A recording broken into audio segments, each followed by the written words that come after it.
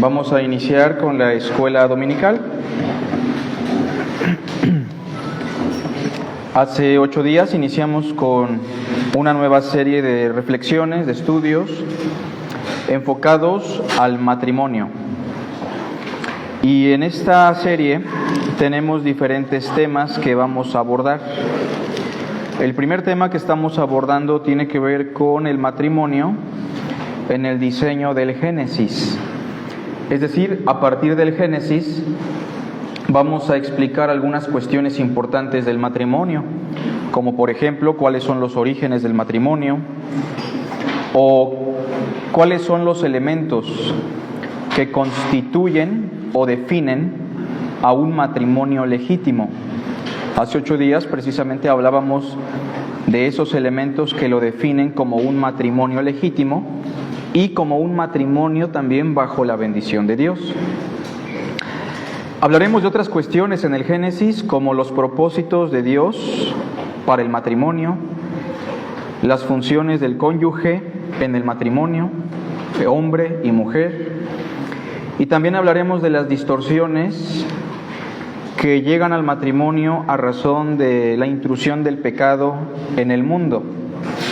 Básicamente eso es lo que vamos a abarcar en este primer tema, el matrimonio en los orígenes. Esta es la lección número 2, que lleva por nombre los propósitos del matrimonio. Los propósitos del matrimonio.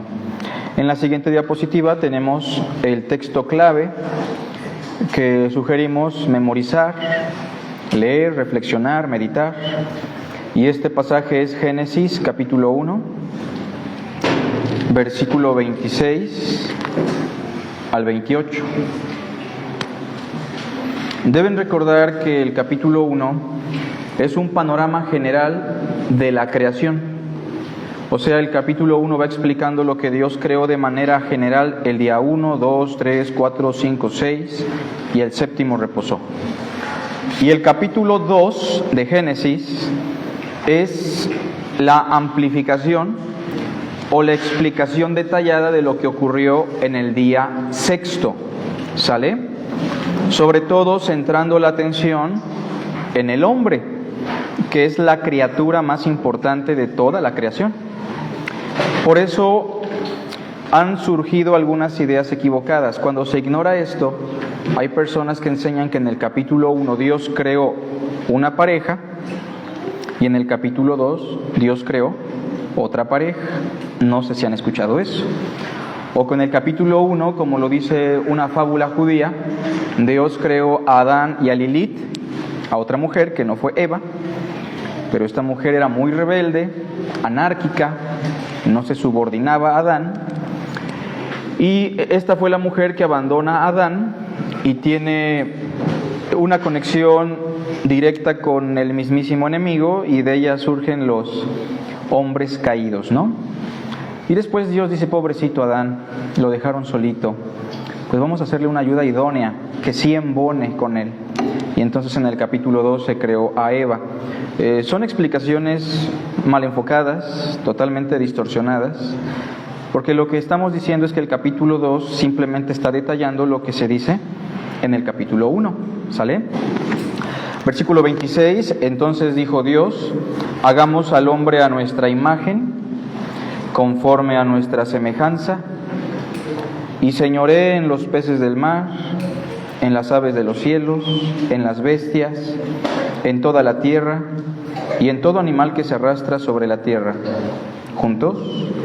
Y creó Dios al hombre a su imagen, a imagen de Dios lo creó, varón y hembra los creó. Y los bendijo Dios. Esta expresión, y los bendijo Dios, la tenemos que colocar después de lo que Adán dice cuando recibe a su mujer. ¿Se acuerdan qué dijo Adán cuando recibe a su mujer en ese día? Esta es carne de mi carne, huesos de mis huesos. Esta será llamada varona, porque del varón fue tomada. Y es entonces que ante estas palabras de pacto de Adán hacia su mujer, frente a Dios, es que debemos entender la declaración del verso 28, como dice, y los bendijo Dios. Y les dijo: fructificad y multiplicaos, llenad la tierra y sojuzgadla, y señoread en los peces del mar, en las aves de los cielos y en todas las bestias que se mueven sobre la tierra. Muchas cosas se pueden decir de este pasaje, pero quiero destacar una primera cosa. Tanto el hombre y la mujer son imagen y semejanza de Dios, ¿o solo el hombre? Ambos, dice el verso 27, varón y hembra los creó a su imagen y semejanza. En ese sentido pregunto, ¿el hombre y la mujer son iguales? ¿Cómo ven? ¿Iguales en qué? Iguales en su ontología, es decir, en su ser, iguales en su dignidad, iguales en valor y nada más, porque no son iguales en ninguna otra cosa, solo en el hecho de que ambos son imagen y semejanza de Dios. Pero la otra cosa que quiero preguntarles es, ¿qué significa ser imagen de Dios? Porque miren, no tenemos la imagen de Dios, somos imagen de Dios. ¿Me explico? La diferencia es radical. Una cosa es decir tengo la imagen de Dios y otra es decir soy imagen de Dios. Nosotros somos imagen de Dios. ¿Qué significa eso? ¿Por qué estamos hablando de esto si vamos a hablar del matrimonio y sus propósitos? Porque ser imagen de Dios tiene que ver con el propósito matrimonial también. Pero antes de eso, preguntémonos qué significa ser imagen de Dios. ¿Nadie? Fíjense, algunas personas han llegado a la conclusión equivocada de que ser imagen de Dios significa que Dios tiene un cuerpo como el nuestro, ¿no? Pero eso es un error grave porque Dios es infinito, Dios es ilimitado.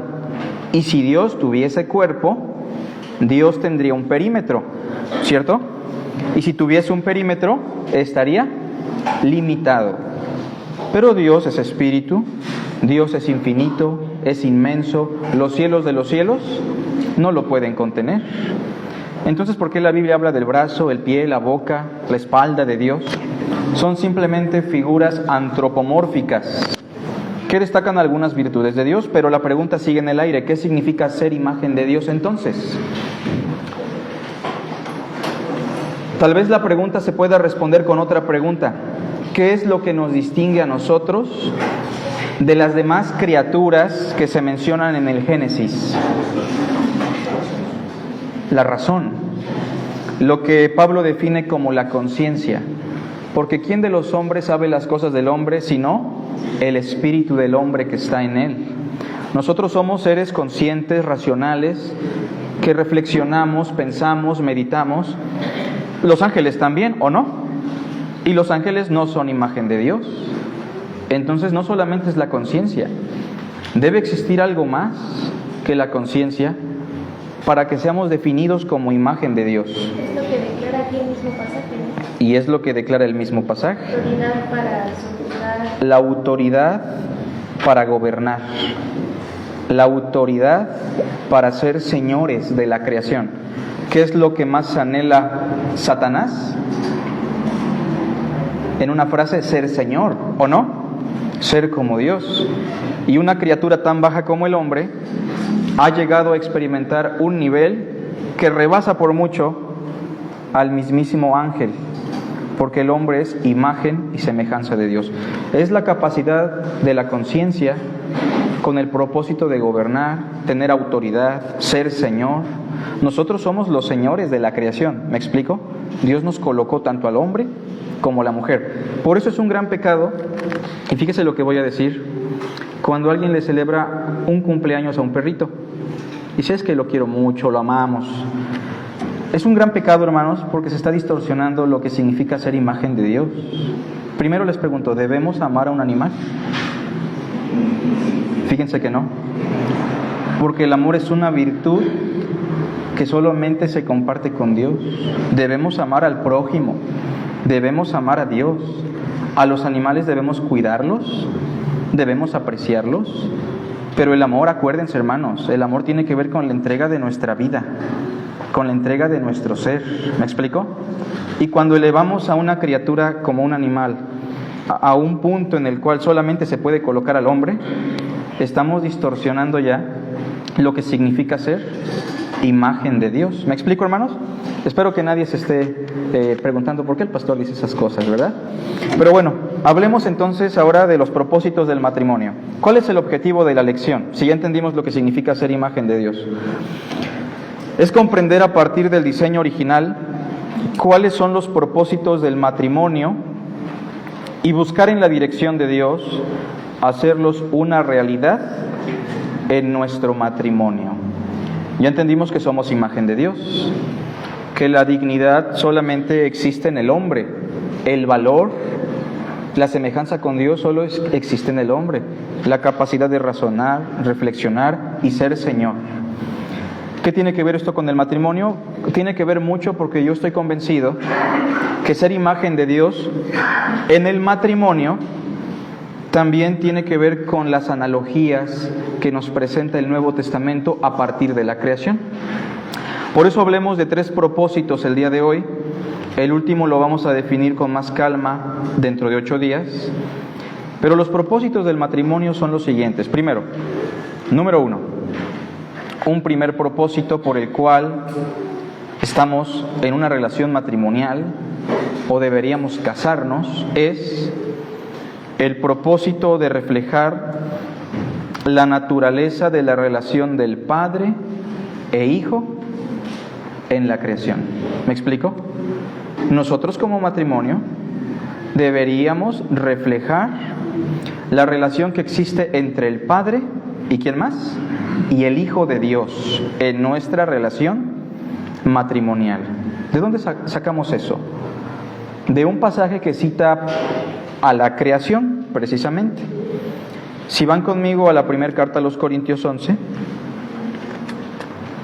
cuando Dios creó el matrimonio, Dios estaba pensando en cosas muy extensas y profundas.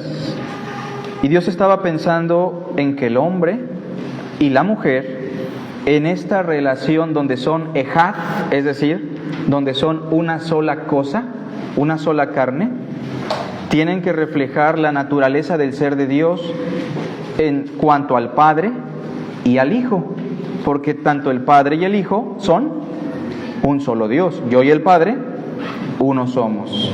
Y en la relación matrimonial se está ejemplificando en la imagen del matrimonio la relación de Dios, el Padre, con el Hijo. Quiero que lean conmigo un pasaje. Yo sé que muchos de nosotros nos casamos para ser felices, y ser felices es algo que debemos buscar siempre, y solamente se puede lograr en Dios. Pero la felicidad solamente es un resultado de cumplir con los propósitos de Dios en nuestra vida. La felicidad nunca es el objetivo o el propósito, ¿me explico? Esto es lo que resulta en el hedonismo, la búsqueda del placer, la felicidad, del bienestar personal. Pero todas esas cosas que llegan a ser legítimas son resultado de vivir bajo los propósitos de Dios en nuestro matrimonio. Repito, el número 1 es el propósito de reflejar la naturaleza de la relación del Padre y el Hijo. Capítulo 11, verso 3 en adelante. Si existe una analogía para hablar de la naturaleza del ser de Dios que se acerca un poco al misterio de la Trinidad, solamente es el matrimonio. Fuera de eso no hay analogía que se pueda usar, es muy complicado. Y aún así el matrimonio como analogía se queda un poco escaso para poder definir todas las cuestiones de la naturaleza de Dios. Pero vean lo que dice el verso 3. Pero quiero que sepáis que Cristo es la cabeza de todo varón, y el varón es la cabeza de la mujer, y Dios la cabeza de Cristo. Pensemos en esta definición.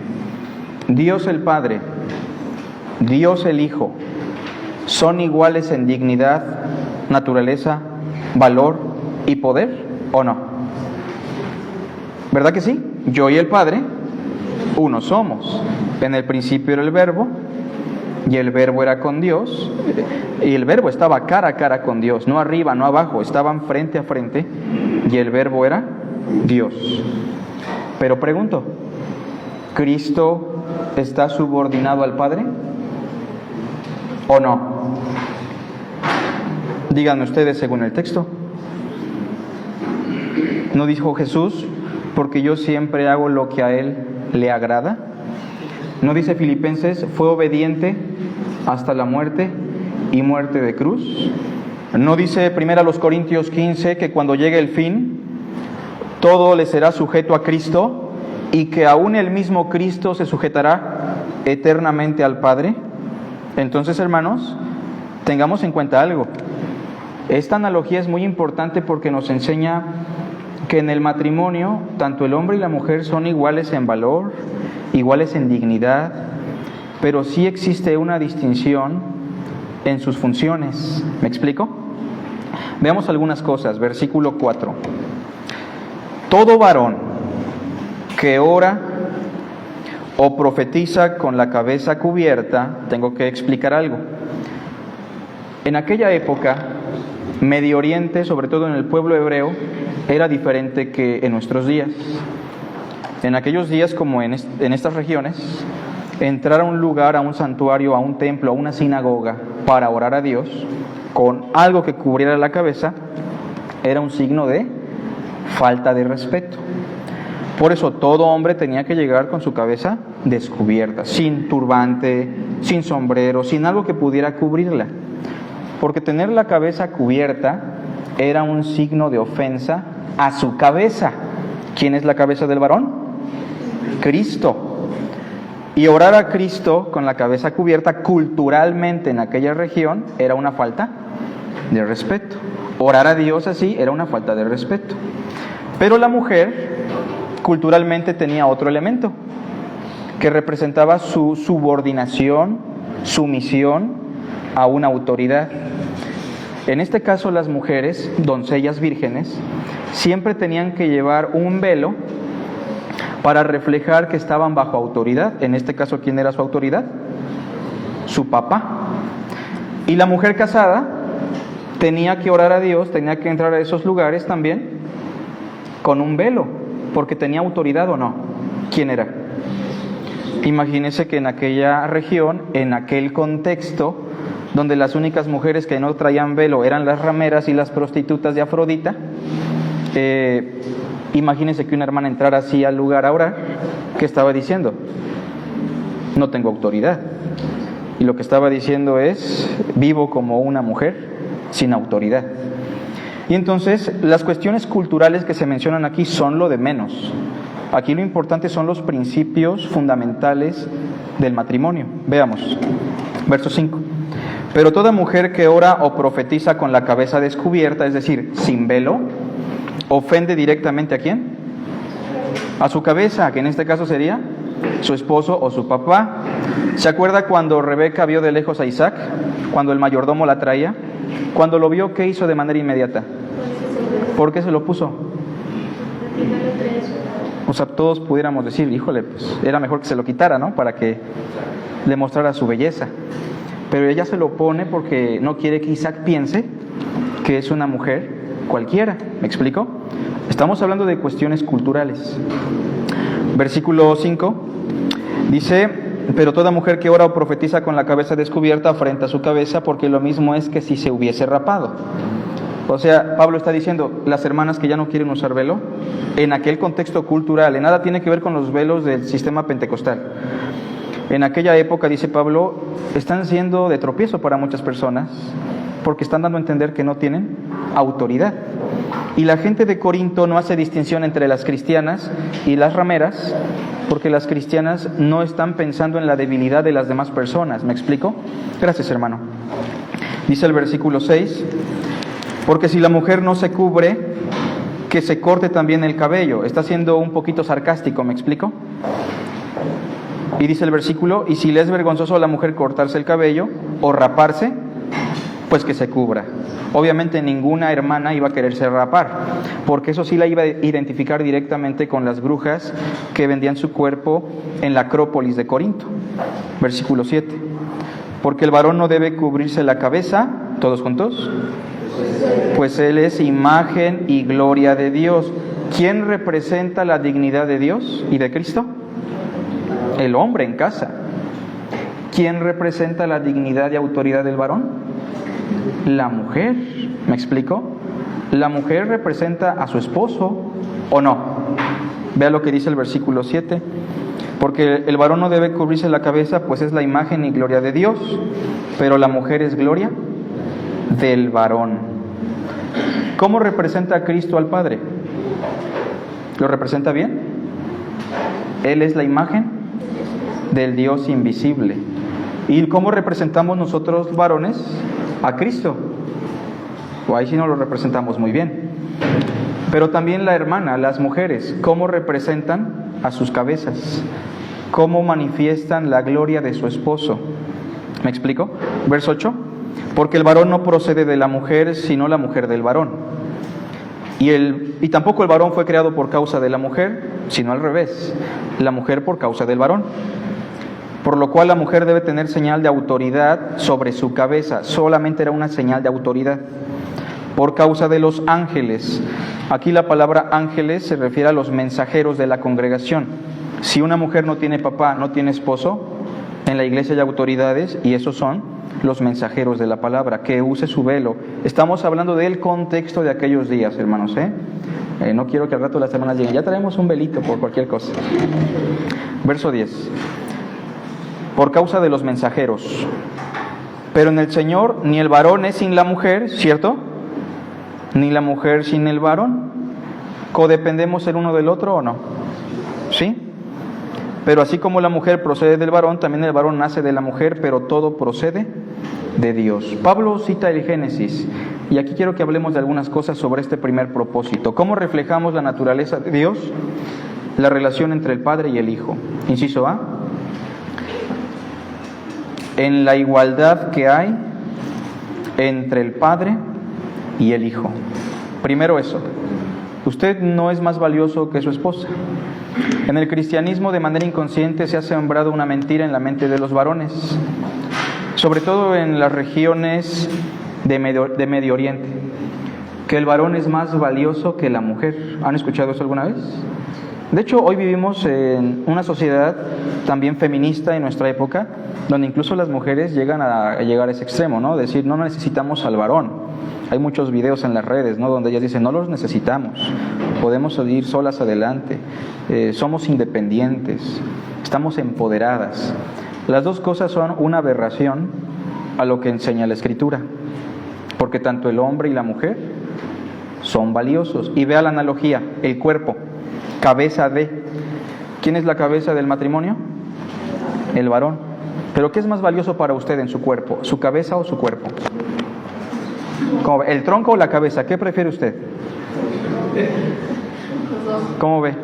Es que no puede existir el cuerpo sin una de estas piezas, ¿me explico?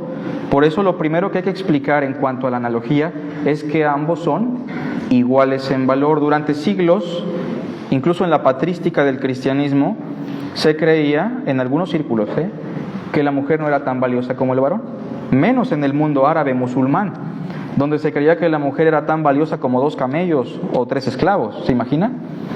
Pero la Escritura lo que hace es reivindicar el lugar de la mujer. La mujer y el hombre son iguales en valor, iguales en dignidad. ¿Sale? Yo y el Padre uno somos, el Padre y yo somos iguales, dice Juan capítulo 5, se hacía igual a Dios. Inciso B. ¿En qué otra cosa se cumple este propósito? Y aquí en la igualdad ponemos a los dos, hombre y mujer, pero en el inciso B, ¿cuándo cumplimos este propósito? En la sujeción del Hijo al Padre. ¿Cristo se sometió al Padre o no? ¿Y esto qué le enseña al matrimonio? Que hay alguien en el matrimonio, en esta relación de dos, que se debe someter, que se debe sujetar. Y en este caso, la mujer debe someterse a su esposo y el esposo se debe someter a Cristo.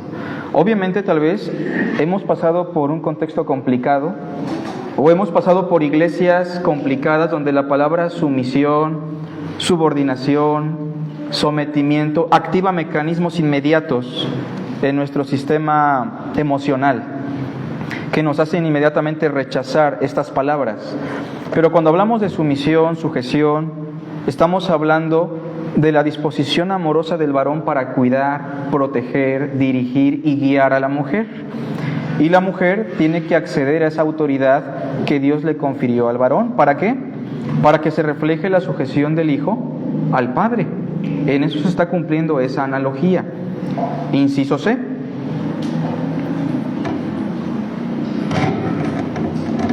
Sigo hablando de la mujer y ahorita del varón.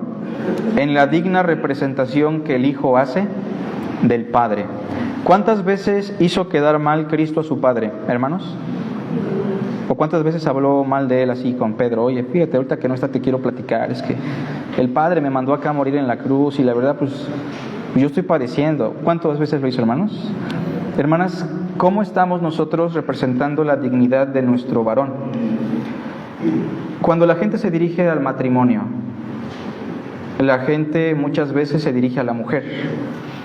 Y esto ocurre por dos razones muchas veces. Una, porque el varón es negligente en su diligencia para ser autoridad, pero también porque muchas veces la mujer está usurpando, ¿me explico?, el trabajo que le corresponde al varón. Hay un fenómeno en algunas iglesias, aquí no ha pasado, gracias a Dios, aquí los varones yo veo que son diligentes, son líderes, son trabajadores, llegan temprano, pero muchas veces los líderes del hogar y de las iglesias, ¿quiénes son? Son las mujeres. Digo, no es su culpa propiamente de manera total, pero ¿cómo estamos representando nosotros a nuestro varón? Porque eso habla también de cómo el varón está representando ¿a quién? A Cristo. Y en ese sentido, hermanas, ustedes son un reflejo de la gloria del varón, como lo dice el verso 8, ¿o no? El 7 al final. La mujer es gloria del varón en el servicio a Dios, por ejemplo, en el cuidado a los hijos, en la diligencia en el hogar.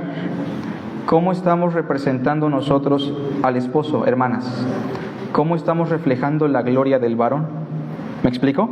Esto es muy importante porque así se cumple el propósito del matrimonio en este primer punto. Inciso D. En la autoridad amorosa que el padre ejerce con el hijo. ¿Esto es para quién? Para los varones. ¿Cuántas veces el padre le dijo al hijo, ¿sabes qué? Aunque tú no quieras, ahorita me haces caso porque yo soy el padre y yo te mandé. ¿Verdad que no? Pero muchas veces los varones interpretamos la autoridad como una dictadura que debemos implementar en el matrimonio. ¿Me explico? Y mire, es tan sencillo como cuando Cristo ejerce autoridad con nosotros. ¿Es paciente o no? Y si no le hacemos caso a Cristo, ¿qué hace Cristo? Deja que suframos las consecuencias. ¿Me explico? Ya no es su responsabilidad. Pero nosotros somos autoridad, pero no debemos forzar a que nuestras esposas se sometan a nuestra autoridad. ¿Me explico? ¿Sí entendemos la diferencia? Las hermanas deben someterse a nuestra autoridad voluntariamente, ¿o no? Porque el mandamiento de sométanse a sus maridos es ¿para quién?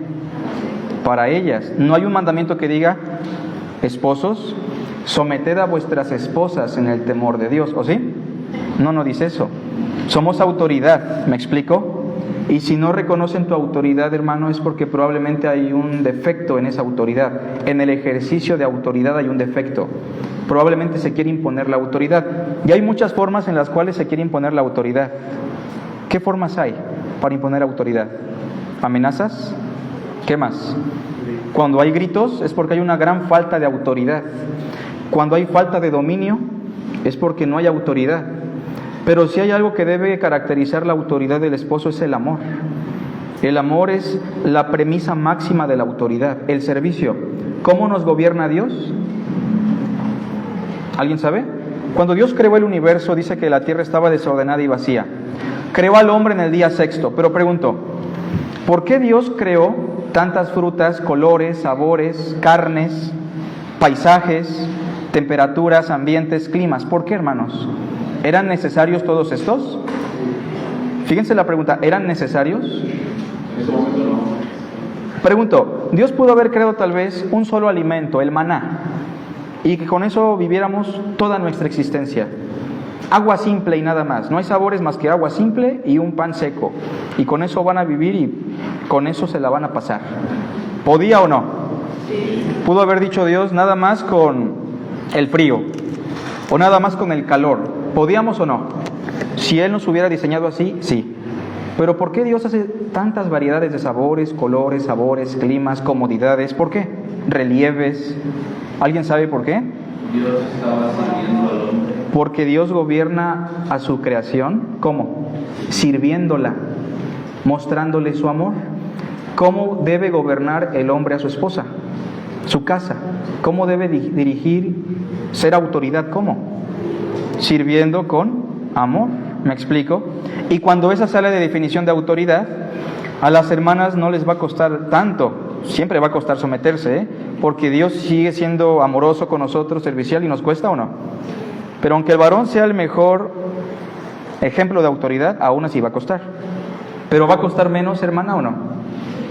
Cuando tu esposo te diga, ahora sí vamos a ir a todos los servicios, no vamos a faltar a la oración, no vamos a faltar a ninguna actividad, vamos a tener tiempo para la familia, te voy a ayudar a lavar los trastes, voy a ser responsable, te voy a hablar bonito.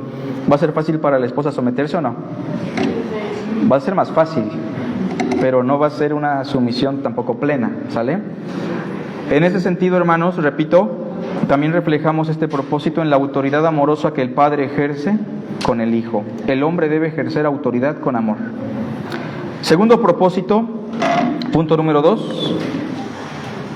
Se va el tiempo rápido, ¿verdad?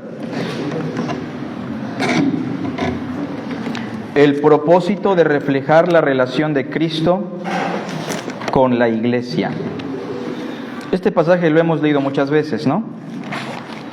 Efesios capítulo 5. Es un tanto repetitivo, pero no sé si notan que refleja otra cuestión. El matrimonio en el primer propósito refleja la naturaleza del ser de Dios entre el Padre y el Hijo. Pero en este segundo propósito, ¿qué refleja el matrimonio? La relación de Cristo con la iglesia. Esta es una analogía redentora, ¿me explico? No solamente con la iglesia, desde el Antiguo Testamento el matrimonio se usa como una analogía entre la relación de Dios con su pueblo, ¿sí o no? Y vean lo que dice el capítulo 5, verso 22. Las casadas estén sujetas a sus propios maridos como al Señor, porque el marido es cabeza de la mujer, así como Cristo es cabeza de la iglesia, la cual es su cuerpo y Él es su Salvador. Mire, habla de una mujer que se debe someter a su marido, pero vean que el marido tiene un gran compromiso. El compromiso es a reflejar a Cristo en el gobierno que Cristo ejerce con su iglesia. Y usa una primera expresión, Salvador. Ser Salvador de la iglesia es la analogía de nuestra labor en el matrimonio.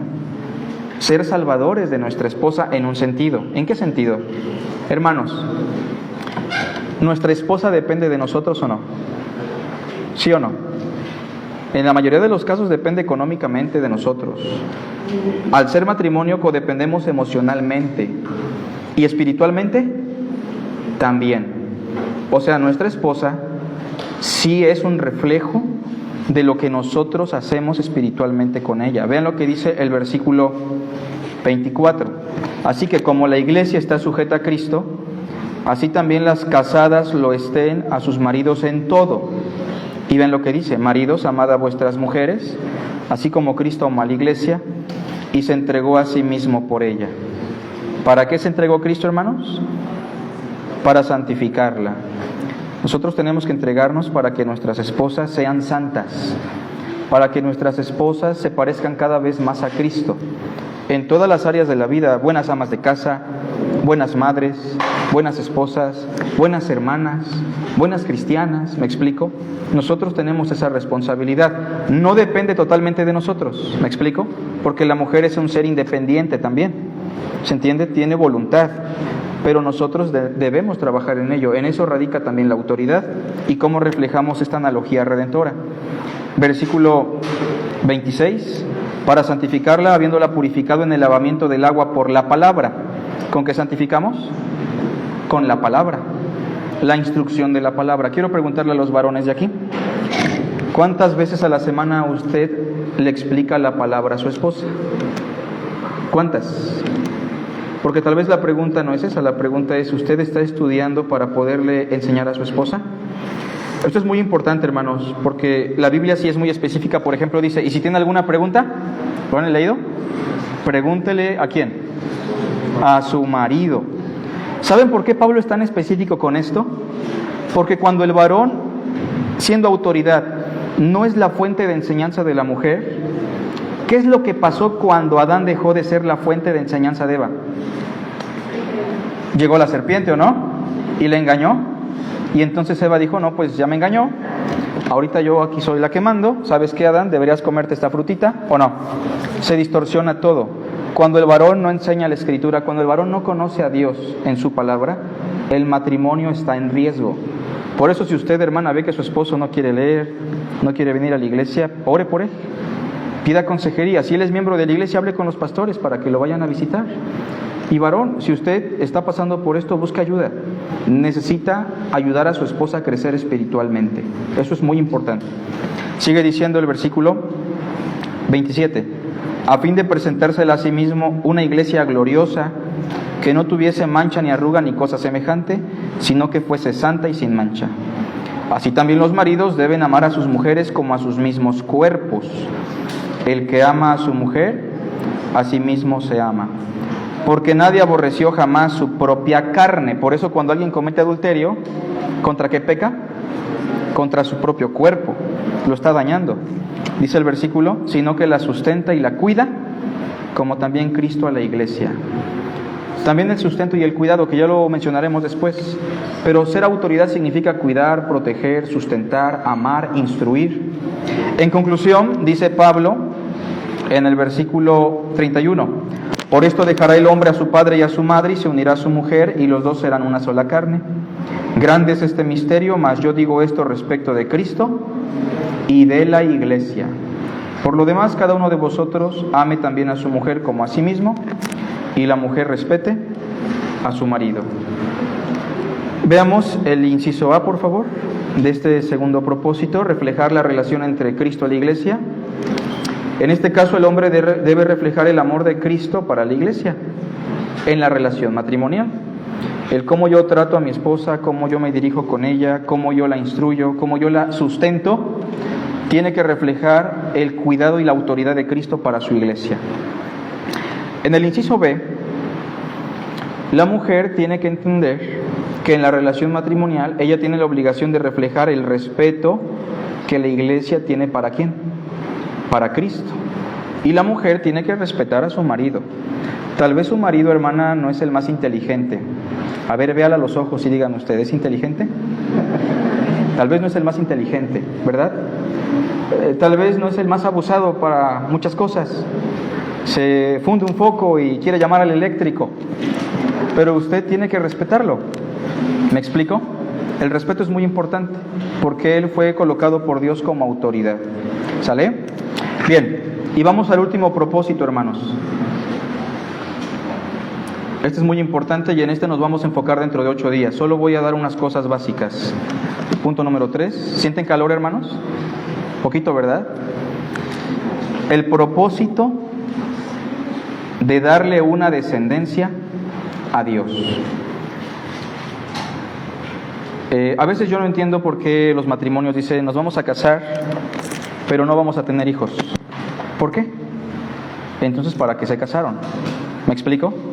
Si uno de los propósitos del matrimonio es la reproducción.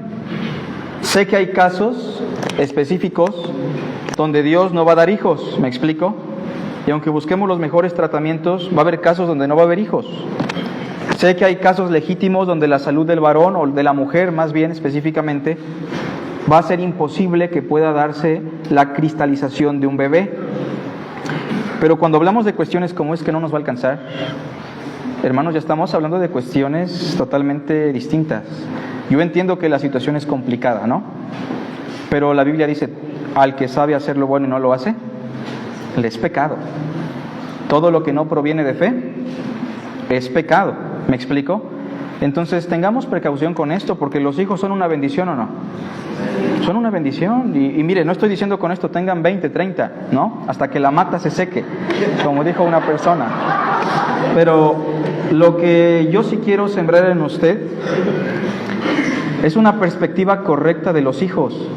Los hijos no son para que usted diga, es que ya tenemos la parejita, ya estamos contentos con eso. ¿Me explico? No le estoy diciendo que tenga otro tampoco, ¿eh?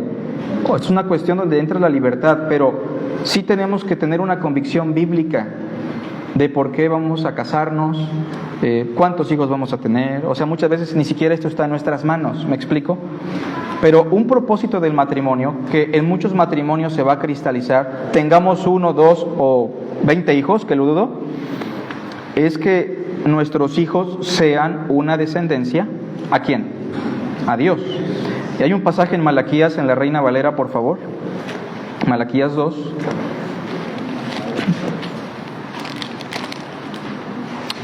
Y sí es muy importante que si usted puede tener hijos y no quiere tener hijos, usted hable con Dios y le diga, Señor, ayúdame a entender tu palabra. ¿Por qué yo no quiero tener hijos? Si es por el dinero, hermanos, no se preocupe. La iglesia no le va a apoyar, obviamente. Pero, hermanos, la gente que no conoce a Dios y tiene muchos hijos, ¿salen adelante? No conocen a Dios. Y gente pobrecita a veces, que no tiene a veces ni siquiera un buen trabajo. ¿Por qué nosotros ponemos en tela de juicio la provisión de Dios? ¿Me explico? No estoy diciendo que no seamos prudentes, hermanos. Pero repito, todo lo que no proviene de fe es pecado. Al que sabe hacer lo bueno y no lo hace, le es pecado. El matrimonio está diseñado precisamente para la matriz, matrimonio, para la reproducción. ¿Cuál fue el mandamiento en Génesis? Reprodúzcanse, llenen la tierra. Ya no les pedimos tanto hoy día, ¿verdad? Llenen la casita, aunque sea. Vean lo que dice Malaquías 2. Malaquías 2. No solamente la reproducción. La otra pregunta es, ¿qué estamos haciendo con los que tenemos? Los que tienen un hijo, pregúntense, ¿mi niño chiquito, mi niña chiquita, me obedece realmente? Si no le obedece, es probable que se esté cumpliendo un proverbio, que el niño berrinchudo, que el niño consentido es ¿qué? Vergüenza de sus padres. Tal vez no está ejerciendo una instrucción correcta. Si sus hijos tal vez ya son adolescentes y no vienen a la iglesia, no ponen atención, también hay una carencia ahí. Tal vez dicen, no, yo sí tuve como 10 y los crié en la iglesia y de los 10 no hay ninguno, pero conocen del Señor. ¿Hay un problema o no? Sí, porque el propósito no es tener hijos solamente, el propósito es tener una descendencia para Dios. Vea el capítulo 2, por favor, versículo 10. ¿No tenemos todos un mismo Padre? Respondamos la pregunta. ¿No nos ha creado un mismo Dios? ¿Por qué pues nos portamos deslealmente el uno contra el otro, profanando el pacto de nuestros padres? Probablemente aquí o se refiere al pacto de Moisés, de la ley, o probablemente también se esté refiriendo al pacto matrimonial. ¿Por qué? Versículo 11. O esté haciendo también una analogía. Prevaricó Judá y en Israel y en Jerusalén se ha cometido abominación. Abominación. Pregunto, ¿existe una palabra más fuerte para hablar de lo que repudia a Dios que abominación? Creo que no, ¿verdad? Abominación es una palabra muy fuerte. ¿Y en qué momento se pone en riesgo la descendencia para Dios? ¿En qué momento Dios ve algo como una abominación? Ve el verso. Porque Judá ha profanado el santuario del Señor que él amó. ¿Qué dice? Y se casó con hija de Dios extraño. ¿Qué es el yugo desigual para Dios? Abominación. Sí, Dios es misericordioso. Sí, Dios restaura y perdona. Pero no abusemos de la gracia de Dios. Porque sí es muy claro que el yugo desigual, y cuando los padres fomentan o permiten esto, estamos hablando de alta traición para Dios, estamos hablando de abominación. Sí, ese varón, esa jovencita que no conocen a Cristo son imagen de Dios, son valiosos, pero estamos hablando de un acto abominable, hermanos, según el verso. Sigue diciendo el verso 12. El Señor cortará las tiendas de Jacob al hombre que hiciere esto, Y mire que en la historia de Israel hubo situaciones tan drásticas como el hecho de incluso matar a las mujeres en tiempos de Esdras y Nehemías, ¿se acuerdan? O expulsarlas del pueblo por estar en yugo desigual con los hijos de Israel. Dice el versículo: al que vela y al que responde y al que ofrece ofrenda al Señor de los ejércitos. Y esta otra vez haréis cubrir el altar del Señor de lágrimas, de llanto y de clamor. Así que no miraré más a la ofrenda para aceptarla con gusto de vuestra mano. Y la gente todavía pregunta, ¿por qué? Porque el Señor ha atestiguado entre ti y la mujer de tu juventud. Ahora va a otra cuestión, el matrimonio. ¿Todos tienen aquí, la mayoría, a la mujer de su juventud? ¿A su esposa? ¿A la mujer de su pacto? Mire lo que dice: contra la cual has sido desleal, siendo ella tu compañera y la mujer de tu pacto. La infidelidad pone en riesgo, hermanos, la descendencia para Dios también, porque mientras están unidos en matrimonio, los hijos son, ¿qué dice Pablo? Son santos. Y cuando el matrimonio se disuelve, los hijos corren riesgo o no, dejan de ser salpicados por la palabra de Dios, por la obra del Espíritu Santo. Versículo que sigue: ¿no hizo él uno? Hermanos, cuando Dios creó a la humanidad, ¿cuántos hizo? Uno. ¿Por qué uno? A verle en el texto. ¿No hizo él uno? Habiendo en él abundancia de espíritu. Lo que está diciendo es, ¿por qué hizo uno si Dios tiene abundancia de espíritu, de poder para crear a toda la humanidad de golpe? Pensemos que no hay nada en el mundo ahorita, no hay un ser humano. ¿Dios podría crear en un segundo a todos los que estamos aquí en el universo o no? Pero ¿por qué inició con uno? ¿Por qué no hizo a todos los hombres de golpe? Dice el texto. ¿Y por qué uno? ¿Juntos? Porque buscaba una descendencia. ¿Por qué Dios creó a Adán y le dio a Eva? ¿Por qué? ¿Cuál era el propósito de esta relación única? Que de ellos surgiera una descendencia para Dios. Dice el versículo después: guardaos pues en vuestro espíritu y no seáis desleales para con la mujer de vuestra juventud. Por eso pregunto, Caín, a la luz de este pasaje que está citando el Génesis, ¿sí se dan cuenta que este pasaje está citando el Génesis? Caín, ¿fue un fracaso de Adán y Eva o no? Preguntémonos eso. ¿Era responsabilidad de Adán y Eva o no? Y según Juan, ¿Caín era de quién? Del maligno. Caín no era una descendencia para Dios. Sus hijos, los que tiene, ¿realmente están siendo una descendencia para Dios? Sí, los hijos son independientes, los hijos tienen una conciencia voluntaria, pero Dios nos hace responsables a los padres o no. En gran medida, hermanos. Toby, está chiquitito, ¿verdad?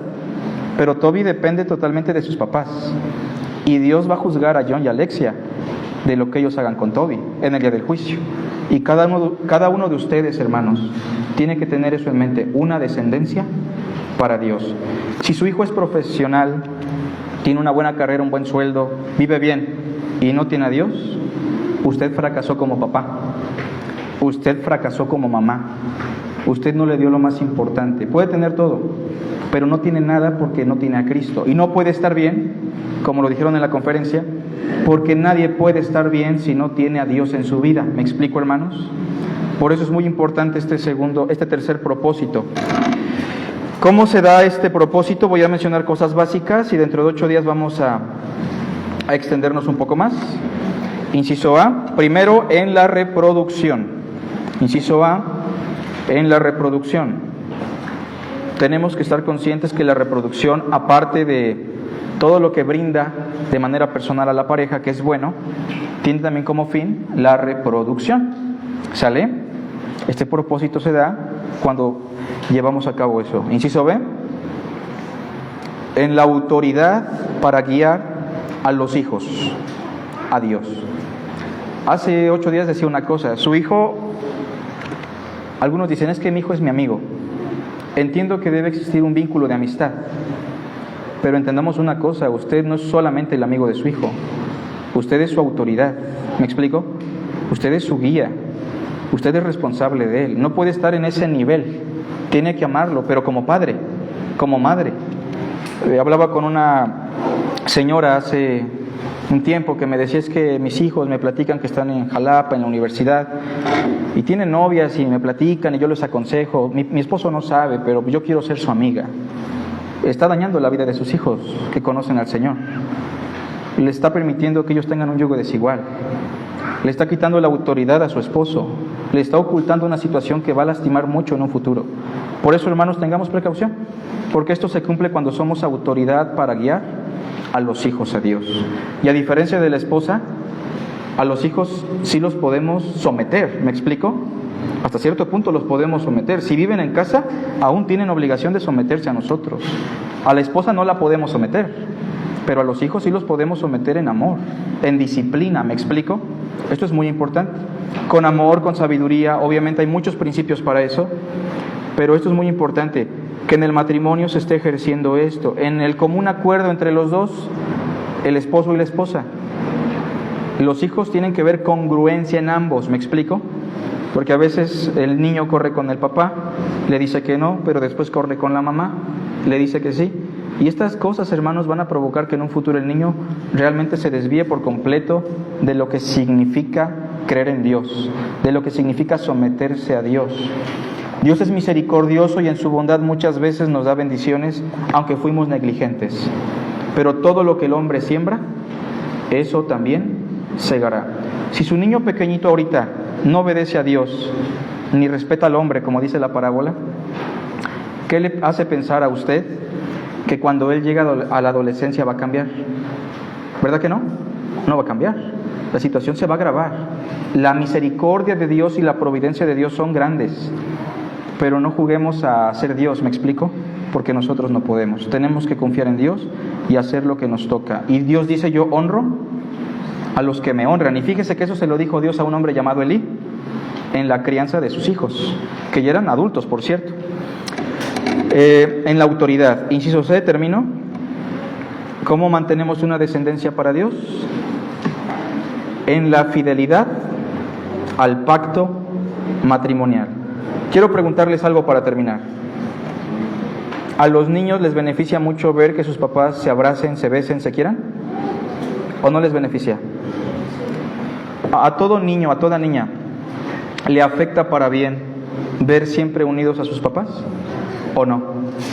Y aunque mucha gente diga: no, a mí no me afectó o no me afectará, ¿a todo hijo, aunque ya sea un adulto, le afecta que sus padres se separen? ¿O no? Por eso es muy importante que tengamos precaución. La fidelidad al pacto no es una fidelidad cualquiera, es ser fieles a un pacto en el cual dijimos: hasta que la muerte nos separe. ¿Me explico?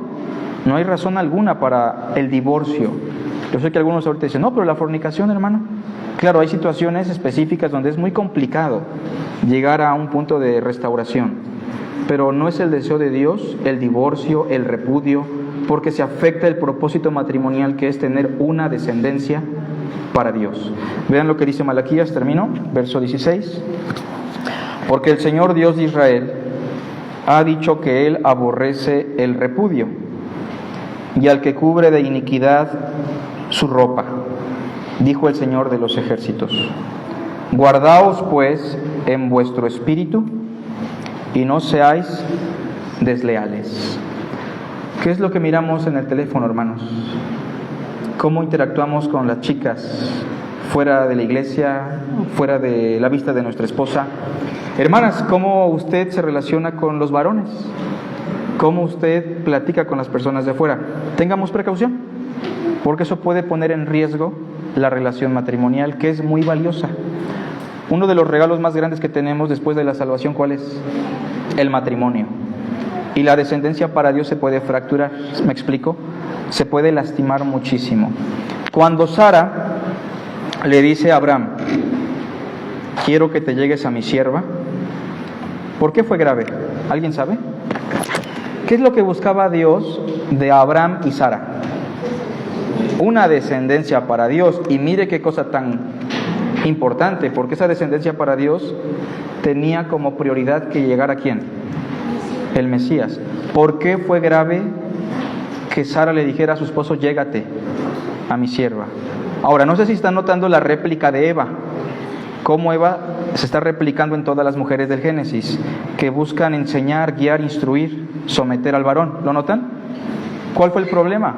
No fue tanto la infidelidad como tal, sino que se puso en riesgo la simiente de Abraham, la simiente del Mesías, ¿me explico? La llegada del Salvador. Por eso hoy vamos con esos 3 puntos. Repito, número 1, el propósito de reflejar la naturaleza de la relación del Padre y el Hijo en el matrimonio. Punto número 2, el propósito de reflejar la relación de Cristo con su iglesia. Y punto número 3, el propósito de darle una descendencia a Dios.